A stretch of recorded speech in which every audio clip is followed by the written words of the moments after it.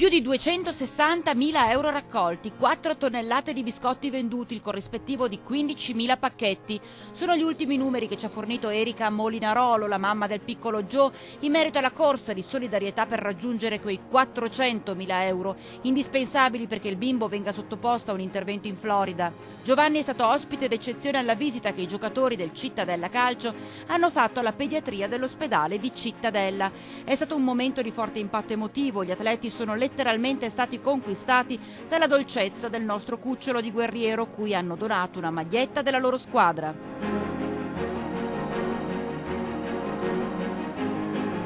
Lui, la mascotte degli 11 Granata, tra coccole e scatti.